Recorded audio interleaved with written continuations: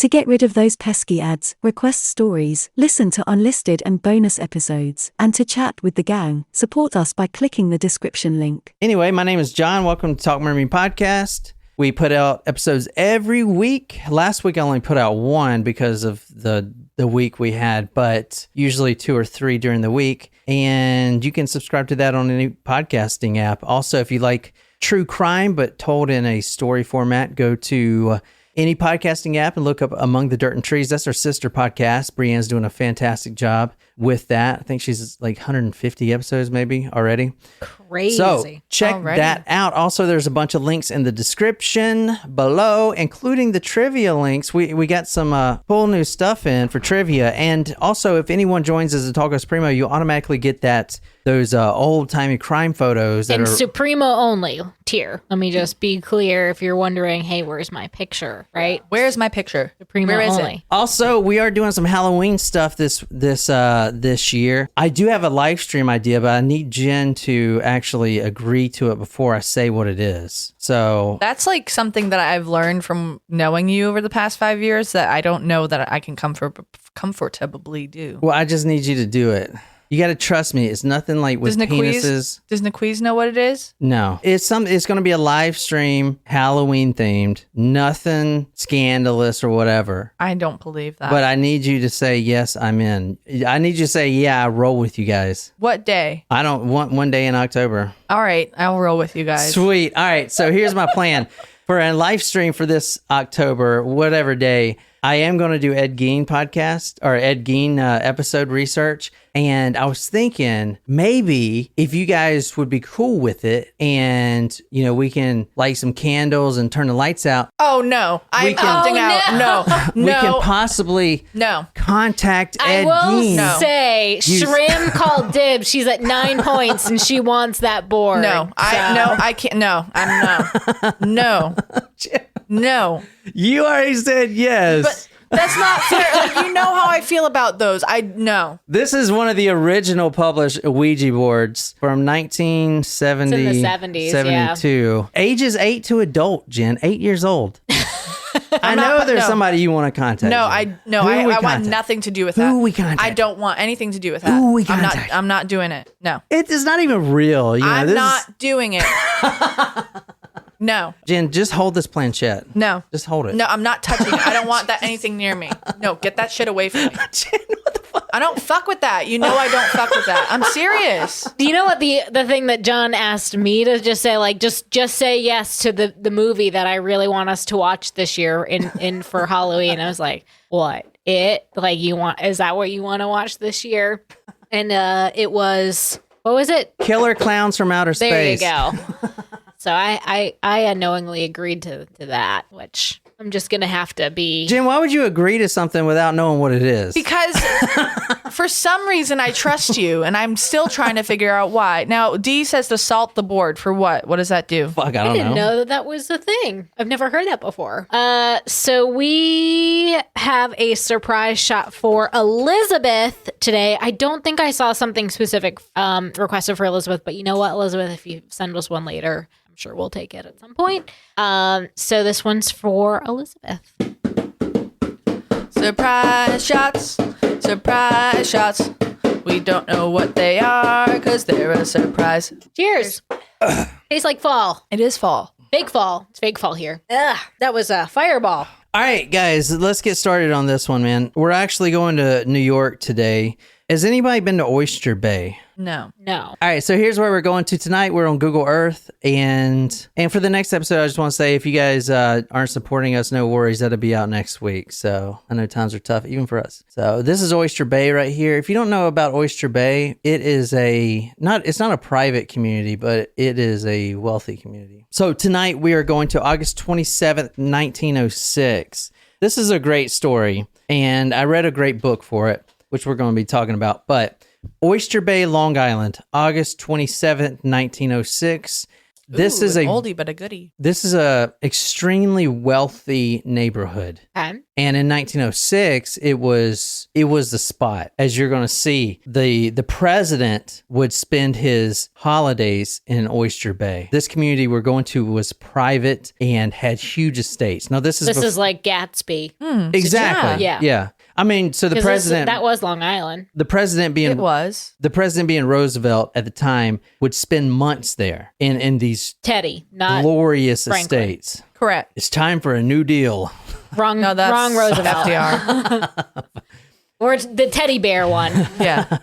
August 27, 1906, there was a family, a Charles Henry Warren and his entire family. Charles Henry Warren is an extremely wealthy and popular man. He's extremely successful as well. He's the president of the Lincoln Bank, and he's the private banker to the Vanderbilt family. Okay. So very influential and very successful. Have you guys been to the Vanderbilt estate in Nashville? I'm not. I haven't either. I heard it's really pretty at I really Christmas wanted time. to do the Biltmore too, but we've never maybe that's gone. what I was thinking. No, that's what of. you're thinking of. The Biltmore's Biltmore. in Nashville. Sorry. Nashville. Yeah. Similar. Tomato. One Vanderbilt, is Tennessee. Biltmore. Yeah. I They're don't know both geography. Super wealthy people. August 27, 1906, a rented summer home. And this is the first time I have ever heard this. Of a rented summer home? No, all right, when we get rich, we'll rent a summer home. Why can't we own it? All right. Yeah. But here's the thing. This family, the Warren family, not only rents the summer home, but also brings their gardener with them and all their... Because the all their gardener does extracurricular activities, or is he just a gardener? No, just to garden a summer rented home. Well, I mean, like To trim bushes in a home that they're renting. I mean, how rich do you got to be? You got to be pretty wealthy to have help travel with you. To be fair, that's like like, my favorite murder money right there. if you want to enjoy your summer, you don't want to be cutting the grass. Right? No. Yeah, but what the fuck?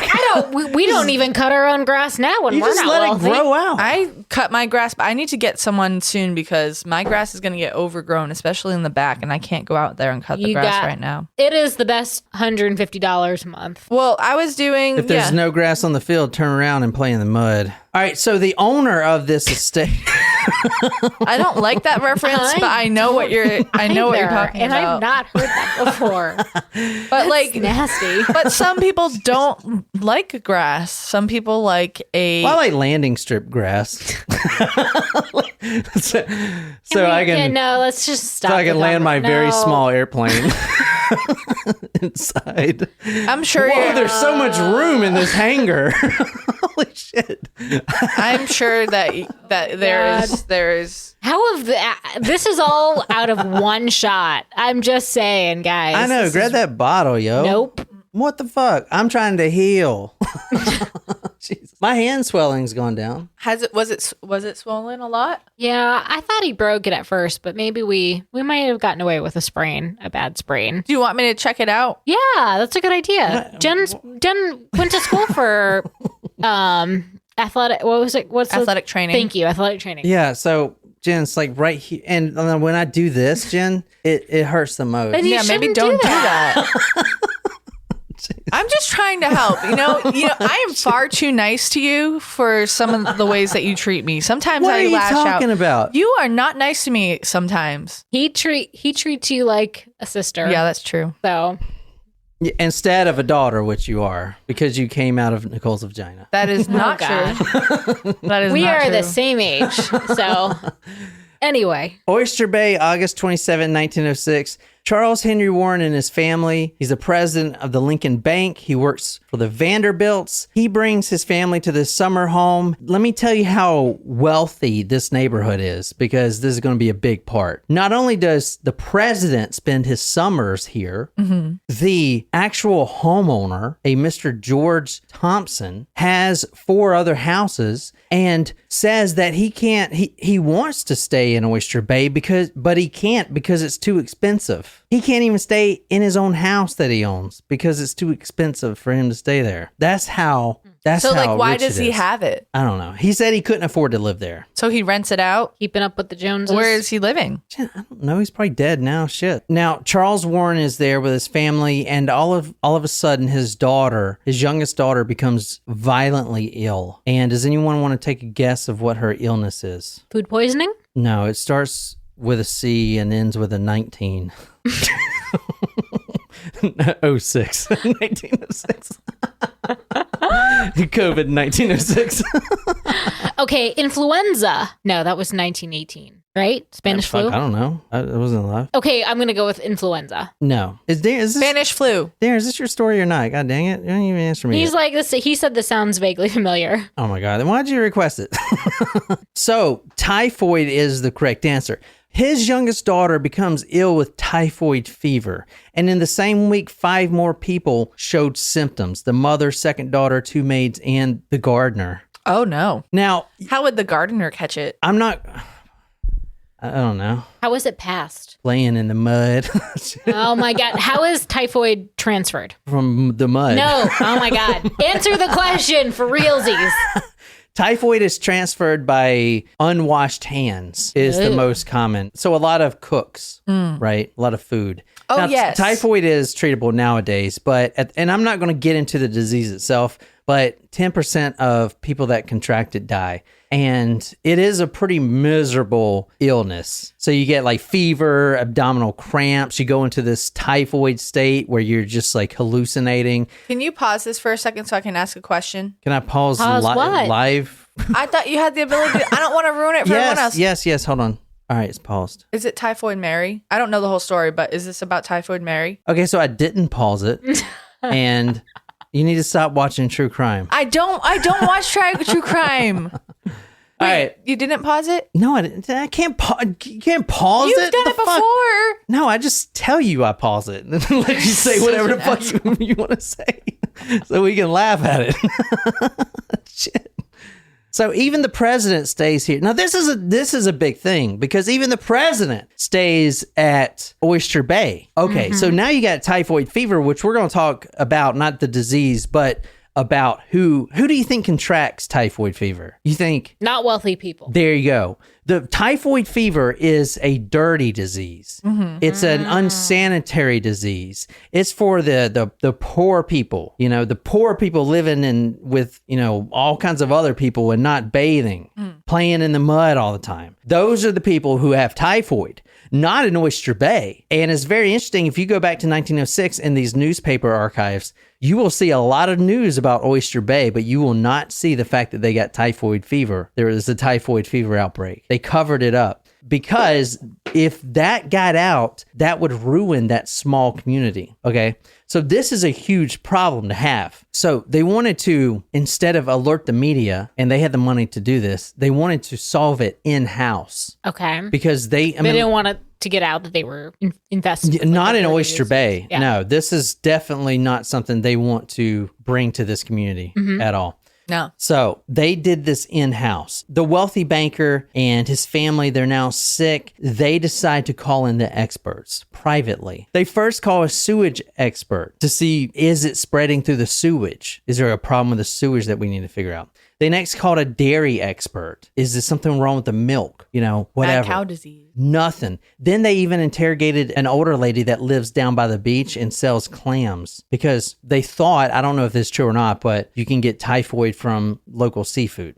She was scrutinized, but they checked all of her clams and everything, and there was no bacteria relating to typhoid in any of her seafood. But their daughter's in there dying, and they got to figure out what's going on. So they called in another expert, George Soper, and we're going to talk a lot about this guy. This is him right here. Can you kind of describe this guy? He looks like a villain. Like there should be a cat in his lap. Yeah. He has a thick mustache. Yep. I like his coat. And his hairline is receding a little bit. But that's okay. There's nothing wrong with that. He's got a big old mustache. I said that. Oh, so he's the expert. He's a sanitary engineer. Quote, the doctor to 6 cities. He is extremely well known for his books that, you guys have probably heard of in school. Number one, the air and ventilation of subways, modern methods of street cleaning. Riveting material. Yes. And my personal favorite, further studies of European methods of street cleaning and waste disposals with suggestions. Oh. So he is the doctor to see where this sickness is coming from. This is from the book we were reading that we're going to talk about here in a second. George Soper looks from his photographs not to be a nice guy. He looks like someone who was bullied in high school, a nerd, a geek, an apple polishing dirt wonk with an unseemly interest in filth and how to make it go away. A dirt gonk? Dirt wonk. Dirt wonk. That's a very interesting insult. Try to guess what author that is that said that. Very famous guy. It's an amazing book. The incubation period lasts about 10 to 14 days.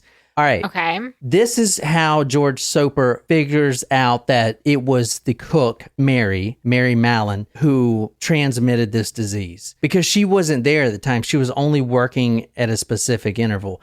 But since he knew the incubation period lasted between 10 and 14 days long, he went back and noticed that on the 4th, the Warrens had just hired a new cook, a Mary Mallon, who, as soon as the family gets sick, she bolts. Not even getting her paycheck. She just leaves. Okay. So she knew she was curing. So now they had to find her and question her. But that's going to be really difficult because she didn't leave any address or anything. Right. You know what I'm saying? So the police were dispatched to find this Mary, 40-something, tall, buxom, blonde hair, blue eyes, firm mouth and jaw.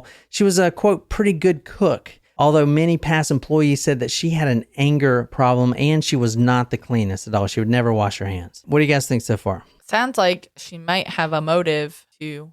All right. Like maybe she just has something against the wealthy. Maybe someone did her dirty or something. This is the book we're reading tonight. Definitely recommend it. It's not really true crime. This was a request, and I wouldn't have done the story if I didn't find this book. There's a lot of books on it, but there's only one that I wanted to read for the story, and it's this one right here. Anthony Bourdain. Anthony Bourdain. He killed himself not too long ago. Typhoid Mary. He wrote an entire book. Now, Anthony Bourdain is a chef. Was a chef. And what are you going to say? Wait, but this looks older than his time. Did he do that on purpose? No, New York Times Review. No, this is him. This I'm was just actually saying, it just doesn't look like a modern book cover. I think he wrote this in 2010. But so this is by Anthony Bourdain of Kitchen Confidential. This is the only book you should read because I had no idea he wrote a book about that.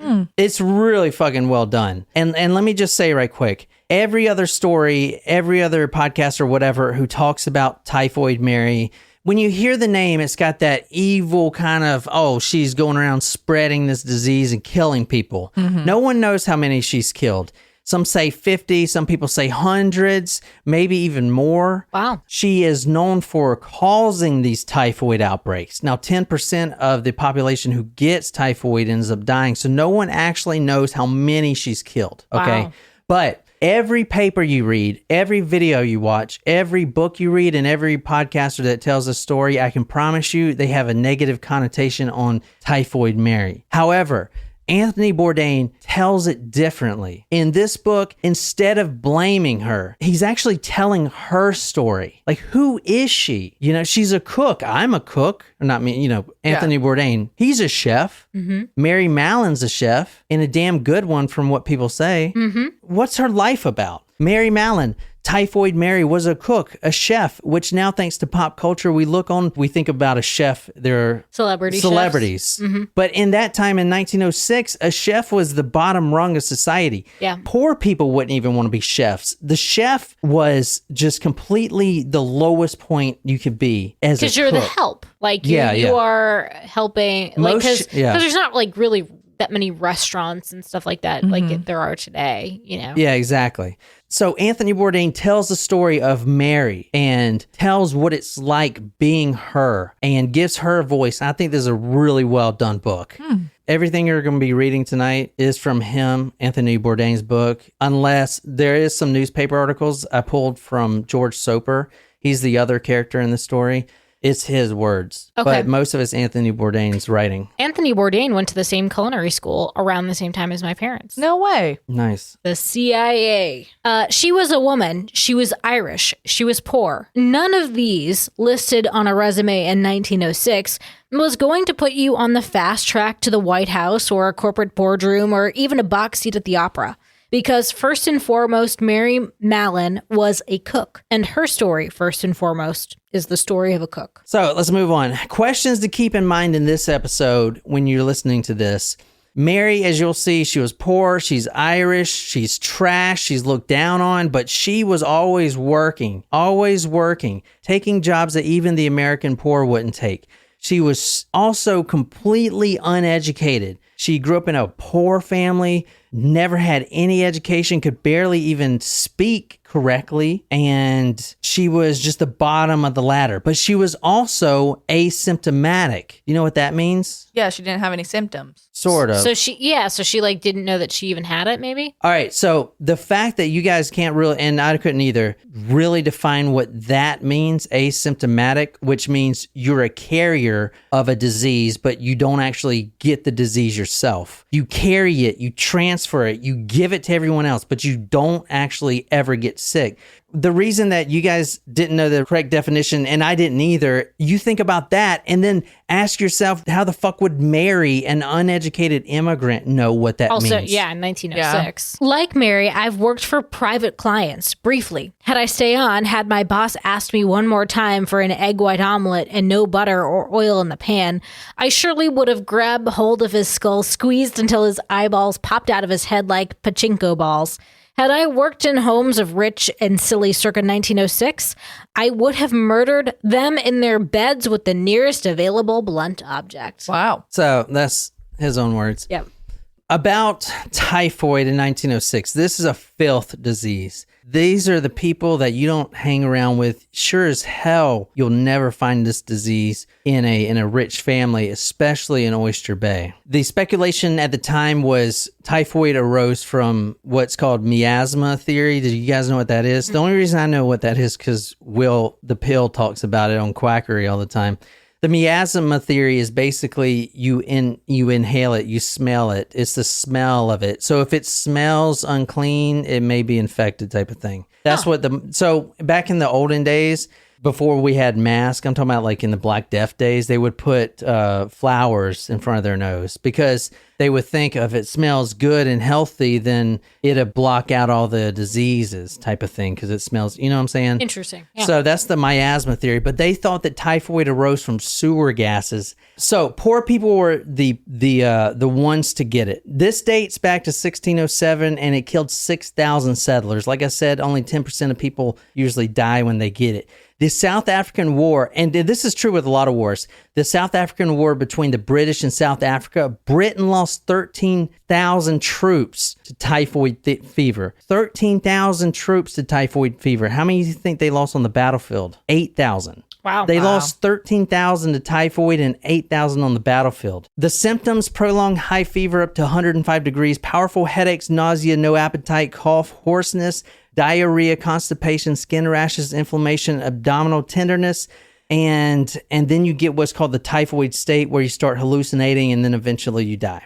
An estimated, even nowadays, 11 to 20 million people still get sick from typhoid fever. And it's also making a comeback nowadays. But it's becoming more resistant to what we're trying to put out. So it's like people are getting the disease more and more again? Yeah, exactly. And it's becoming, it's like that super bug where it adapts. You know, every year we have to make our irrigation chemicals more powerful. I don't know if you know that, because every year the bugs and stuff like that, and the bacteria, they get more accustomed to it, and they get stronger and stronger and stronger. That's what the superbug theory is, because at one point we're not going to be able to make something strong enough to kill it, and it's going to be super fucking strong. All right, so now that we know that Mary Mallon is the cause of this disease, and we're going to soon find out that she's probably already killed hundreds of people, we need to find her. So the person that does this is that George Super guy. Writing later, Soper describes what he did next. First, I went to the employment agency where I was given the missing cook's former places of employment and the different people who had furnished her with references. Working from agency to agency, I came in possession of little fragments of her history for 10 years. What do you suppose I found out? That in every household in which she had worked in the last 10 years, there had been an outbreak of typhoid fever. Mind you, there wasn't a single exception. So in typhoid, is there, like, you always have it? Like, it's not like COVID, for example, when, there's a period, it goes away. No, you don't always have it. You can cure it. It's just like COVID. You get it and then you don't have it. Where she worked for the last 10 years, everyone got it. Yeah. Well, it has probably something to do with her living situation then. It's transferred by food, usually in unclean conditions. So you don't wash your hand and you serve the food with your bacteria on it. And the whole family's eating that. That's why everyone's getting it. You know what I'm saying? She didn't get it though because she was asymptomatic. It's like the guy that it's like what is it, like ground zero of the COVID thing? The person that has patient zero. Patient zero doesn't actually die from it or something like that. He just gives it to everyone type of shit. I don't know, something like that. But she never actually showed any symptoms of it. They actually eventually found it in her gallbladder. That's where it was, and it was just hanging out there. And she would give it to everyone, but anyway, they made her out to be a freaking monster, that she was just going around giving this shit to people. But you would she must have known, given the fact that all of her employers got typhoid, and she left immediately after this case in Oyster Bay. Or maybe she left because she thought that people were gonna think she was doing it on purpose and was trying to evade prosecution. Maybe, but right, I think she knew that there was something wrong, and maybe that she it was just for a job, pay, anything, it didn't necessarily matter to her. And also she probably didn't know what to do with it for a cure, right? That's my assumption. I mean, you gotta remember, she, I'm gonna say, she's a poor immigrant just trying to get by. Get by. What is she supposed to do? A doctor actually tested her before all this and showed that there was nothing, that there was no typhoid in her. Interesting. So but she that was already because had, she was asymptomatic. She already had a test of this, and she was told by an expert. The thing is, you have this guy, this George Soper, who is trying to make a name for himself. And he is kind of a twerp, as Anthony Bourdain said. He is this small guy. He's trying to make this name for himself in this sanitary world. He's trying to be the guy that stopped Typhoid Mary. And he's just like a little twerp. And the way he handles it is he goes and tries to immediately blame her and arrest her and accuse her of all these things and get samples from her while she's at work type of shit, All right, so 1904, she worked for Henry Gilsey, and 4 out of 7 of those people got sick. J. Coleman in Dark Harbor, Maine, 1902, 7 of 9 people got sick. 1901,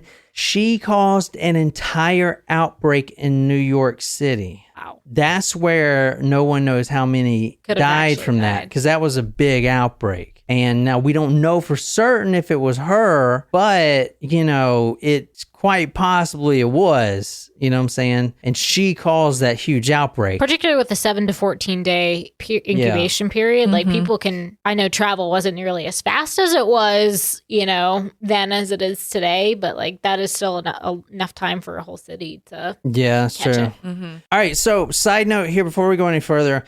So we've covered plenty of these immigrant cases, like Joe Arity being one of them that we talked about, the immigration. Think about immigration today. It's such a heated topic, but look at it back in the 1900s. You have immigrants coming over from Italy, Ireland, China. The Chinese are the ones that built our railroads. You have all these immigrants coming over, and they're bringing diseases over here. They are, okay? Not on purpose, but we're not accustomed to their bacterias. And same vice versa. So it's very heated. But the thing is, and this doesn't sound good to say, but it's the truth. The United States was built on immigrants and slaves. This whole country was built on the backs of immigrants and slaves. End of story. Quite literally, the people who came to America we're seeking religious refuge, and we're immigrants to us. Yeah. So Yeah. that's why, I think that's why one of the reasons that immigration is such a heated topic today. There was a 2-year break in her resume, and he says, "Where is she? Of course I did not know, for Mary is clever, and she hardly ever works under the same name at 2 different places." So he's trying to be like this pseudo detective, and he's just really annoying. The government actually makes fun of him too, as you're going to see here in a minute. He finally found Mary Mallon in March of 1907 in Park Avenue, New York City. A family she was working for had just gotten sick. The homeowner's daughter, quote, a beautiful young woman in her 20s, was lying on her deathbed. And this is what George Soper says, quote, "Imagine my surprise and utter joy when I found the famous germ carrier working as a cook in that household. He shows up at her work, accusing her of spreading diseases. He's demanding her to give over bodily fluid samples as she's working, causing this huge scene." So being Mary, and you'll see Mary she is a no shit type of person, Irish. When he shows up to do this, Mary grabs the meat skewer and chases this guy out, and she was going to kill him. Wow. Dr. Soper, Mary seized a carving fork and advanced in my direction. I passed rapidly down the long, narrow hall, through the tall iron gate, and so to the sidewalk. I felt rather lucky to have escaped. He finally tracked her down at the seedy hotel. She was staying on 33rd Street and 3rd Avenue in New York. Well, 3rd Avenue is a pretty famous kind of area. But the hotel she was staying in was really low end. There was a dog in the room. There was an alcoholic man who she apparently loved in the room as well. It was extremely unsanitary. He tries to confront Mary again, and the same thing. She's yelling at him, running after him, trying to kill him, and he's just running away, squirrely, running away. And then that's when he finally contacts the government. Mary knew a few things with terrible certainty at this point. She knew how serious Soper was, the degree of trouble she was in, and the apparent inescapability of it. He'd identified her secret companion, been inside her squalid little love nest or refuge, unmasked her, surely to his satisfaction, as a common slut. So a little bit about her real name, Mary Mallon. Typhoid Mary is now what everyone knows about her, which that kind of implies like an evil intent, like she's actually going to do this thing. Mm-hmm. She was a large woman, Irish, and she was poor. She was a carrier of this, but she didn't know it. And she got tested, and the doctors found nothing before this guy even, was chasing her down. So, is it really her fault that people were getting sick? Can you really blame her as this? She fled to the U.S. when she was 15. She was penniless. When she lived in Ireland, she lived in the Cookstown County, Tyrone, Ireland in 1869. That's when she was born. The poorest county to have been in is where she was born. So she comes over, and she is working her ass off trying to move up on the American ladder, and you have this guy trying to ruin everything and just trying to make a name for himself. I don't know. Anthony Bourdain says this about her duty as a chef. The chef is the absolute leader. Food is always served on time. Cold food is served cold. Hot food is served hot. No one is late. No one calls in sick. Let me repeat that. No one calls in sick. All right. So we know for a fact that she's killed at least 3 people. Some people say it's 50. Some people say it's hundreds. It depends on if she caused that outbreak in New York City or not. You know what I'm saying? But you can't really tell. But that's like blaming that dude eating a bat in China. You know what I'm saying? You're not going to put him, you're not going to hang the guy because he ate a bat. People kind of have socially hanged him. Yeah, it's like you eat a bat and then we put RFID chips in everybody. Like, come on, man. All right.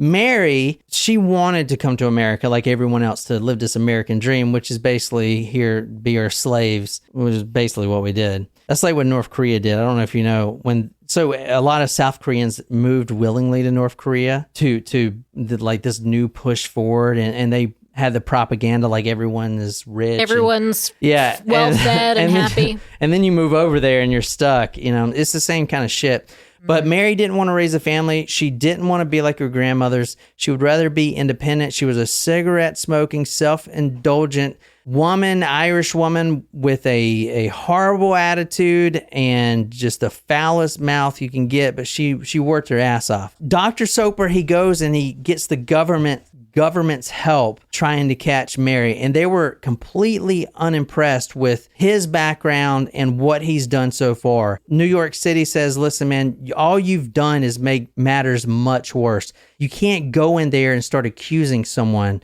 of anything. It should have been an easy task, and you completely screwed it up. So we don't even want you talking to Mary Mallon again. He sounds like a frightened man, a man making excuses for being physically intimidated by a woman, a man who smells the punk inside himself.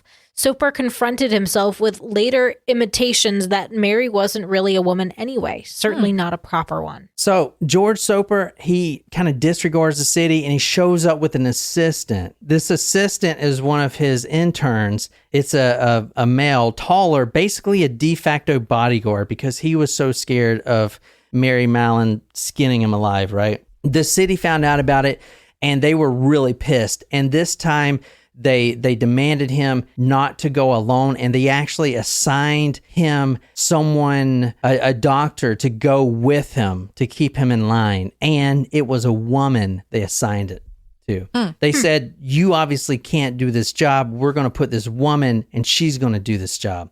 Her name was Dr. Josephine Baker. She calmly went. Josephine Baker is the name of a famous dancer, right? I don't know. Hey, listen, the name rings a bell, but I don't know what for. She goes calmly and talks to Mary, but at this point, Mary was already so teeming mad with this guy, with this Soper guy, that she refused any voluntary samples or whatever. So the next day, the Department of Health in their horse-drawn carriages with 5 police officers, they show up at the estate that Mary is currently working at. As soon as she sees them out there, Mary Mallon is like as tall as Jen is, 6'1" or whatever. And just a big Irish, foul mouth. You don't mess with her. So pretty much me. Yeah, cigarette smoking all day. Oh, no, not cigarette smoking. But She's Mary Mallon is very intimidating. Okay. I don't think I'm that intimidating. She sees these 5 cops coming into this house. Mary Mallon lifts up the window and she jumps outside. And then she takes off full sprint. She actually climbs a high fence. She almost gets away, but one of the cops jump her. If she was so sick, how come it had taken 5 policemen to subdue her? Could a sick person do that? Could a sick person jump out the window, climb a high fence, then wrestle 5 policemen to the ground and curse the lot of them? It was persecution, simple as that. She fought and struggled and cursed. I tried to explain to her that I only wanted the specimens and that then she could go back home. She again refused, and I told the policeman to pick her up in her ambulance. This we did, and the ride down to the hospital was quite a wild one.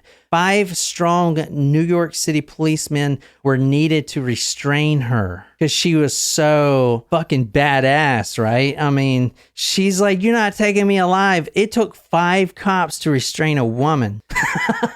Jeez. The Dr. Josephine Baker. She was a fighter. They had her tied down, and Dr. Baker in the ambulance to the hospital had to sit on her chest, to keep her from squirming. Crazy. Mary, in high-necked uniform, apron, and skirts, duked it out with 5 tough, red-faced coppers and making a damn good show of it, all while spouting an impressive barrage of unladylike obscenities.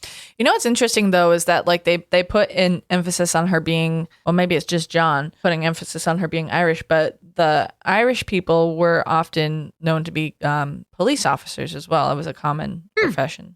Basically, what happened to Mary Mallon at the end? They villainized her. They locked her up in quarantine, and she basically died in quarantine. An island. They have islands for quarantining people in New York, and that's where she spent her life. She died there. That's kind of sad. It is very sad. Anthony Bourdain says it was persecution, simple as that. It was their rotten lot that was sick. They were the ones obsessed by shit and piss and indecent things. The ones who wanted to put the knife on her, cut out her gallbladder. They wanted to know about her family, her friends. What she got up to with gentlemen so they could spread their lies, nosy Parkers. More than likely they'd like to track them down as well, maybe lock them up. So that's what they did. That's what the city did. They just basically put her in quarantine until she died. Wow. And it's really sad. Yeah. Because, she you would think that she could have been like treated and released. they villainized her. This dude, George Soper, he's a